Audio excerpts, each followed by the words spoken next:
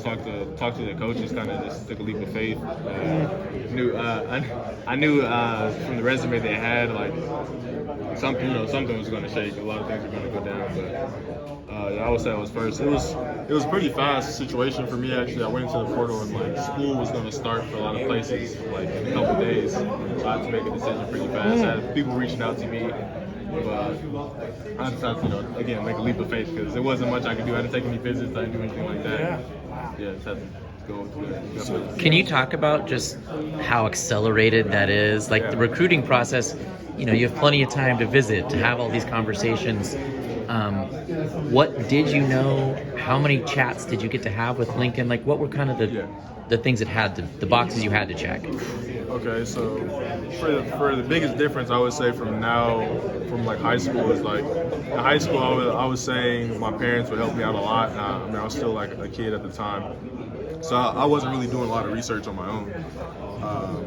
I was kind of just trying to see what place felt best. I still didn't feel like I took a lot of research on my own at Washington. Like, I liked the coaches and I understood what was going on from the previous season before I came.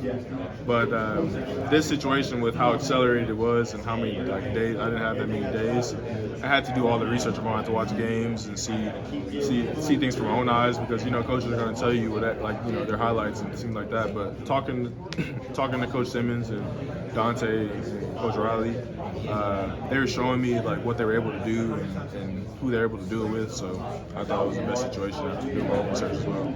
And in the era of 7-on-7, did it help that? I mean, you must have guys on every team, right?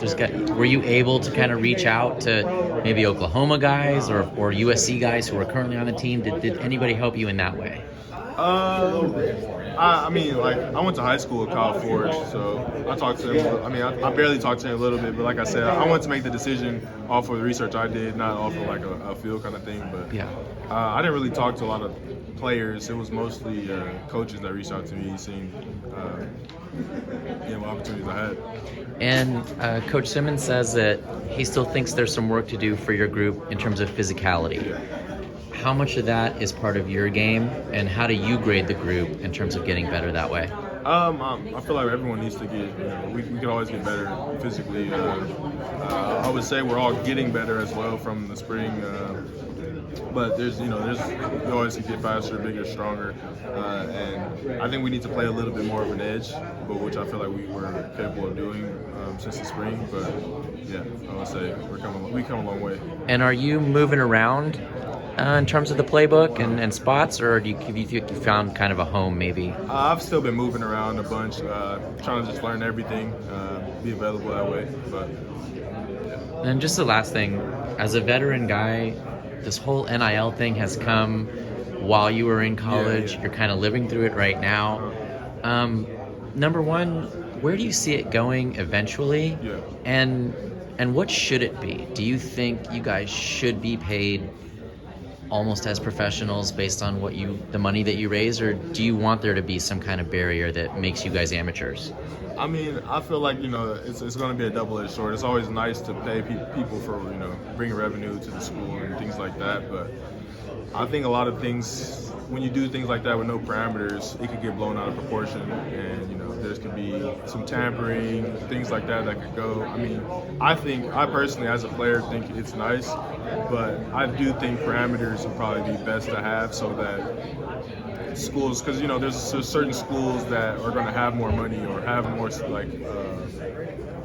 ability to give people money versus other ones, so that'll become like kind of a monopoly in certain situations. But I don't know. It's hard to really say. It's so new that I don't have the answers for it. Is it a situation in the locker room where guys are talking about this openly about individual things, or is it kind of a thing where everyone kind of keeps to themselves and doesn't want to talk about, I got this, you don't have that? I think it's best, I would say it's a second, like, it's to yourself, and I think it's best that way so that, there's not a lot of dispute going on. So yeah, I think that's the way it should be too.